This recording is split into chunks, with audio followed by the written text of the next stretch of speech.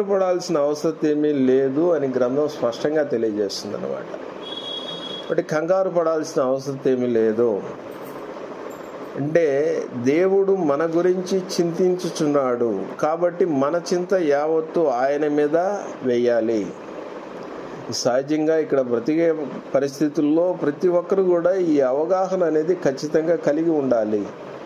ఈ అవగాహన కలిగి ఉన్నప్పుడు ఎప్పుడైతే మనం దేవుని మీద ఆధారపడతామో, ప్రతి విషయాన్ని ప్రార్థన ద్వారా దేవుడికి తెలియజేస్తూ ఉంటామో, పరమందున్న తండ్రి ఏం చేస్తాడంటే ఆయన మన గురించి మనకంటే ఎక్కువగా ఆలోచించేవాడే కాబట్టి ఆయన ఏ సమయంలో ఏ రీతిగా ఎలా ఆయన కార్యక్రమాలు జరిగించాలో ఆయన మన జీవితాల్లో అలా జరిగిస్తూ ఉంటాడని గ్రంథము స్పష్టంగా తెలియజేస్తుంది. దినదినము కూడా ఆయన మనకు భరోసా ఇస్తూ ఉంటాడు. ప్రతిదినము ఆయన మనకు భరోసా ఇస్తూ ఉంటాడు అన్నమాట. కాబట్టి ఏ రోజైనా సరే ప్రతి రోజుకు కావలసిన ప్రతి స్థితిని కూడా ఆయన మనకు అనుగ్రహిస్తూ ఉంటాడు. ప్రతిరోజుకు కావలసిన ప్రతి స్థితిని ఐగుప్తు నుండి ఇశ్రాయేలు ప్రజల్ని పరమ దేవుడు విడుదల చేసిన తర్వాత చక్కగా వారికి కావలసిన సమస్తాన్ని కూడా దేవుడు వారికి అనుగ్రహిస్తూ ఉన్నాడు. మరి ఐగుప్తు బానిసత్వం నుండి విమోచించిన తర్వాత ఎర్ర సముద్రం నుండి పాయలుగా చేశాడు.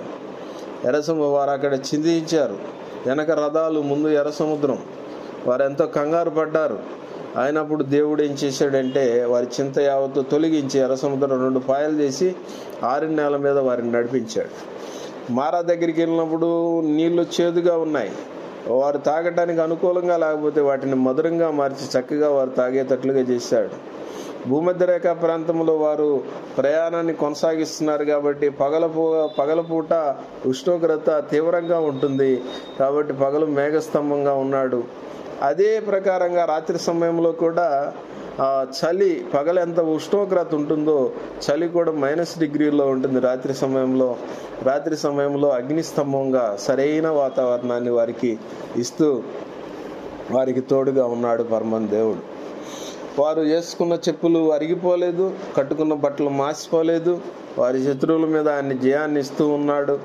అంతేకాకుండా ఒకానొక సమయంలో వారు మాంసాపేక్ష కలిగిన వారయ్యండి దేవుణ్ణి అడిగినప్పుడు పూరేడు పిట్టల్ని వారి పాలెం చుట్టూరు కూడా మరి పడేటట్లుగా చేసి వారి మాంసాపేక్ష యొక్క కోరికను కూడా పరమ దేవుడు వారికి తీర్చాడు అన్నమాట. అంతేకాకుండా అనుదినము మన్నాని కురిపించేవాడు వారికి. రేపటి కొరకు వారు కూర్చుకోవాల్సిన అవసరం లేదు. ఏ రోజు కృప వారికి అందుబాటులో ఉండేది ఆ రోజు. రేపటి కొరకు గురించి వారు ఆలోచించాల్సిన అవసరం. దేవుడు నమ్మదగిన వాడు. ప్రతి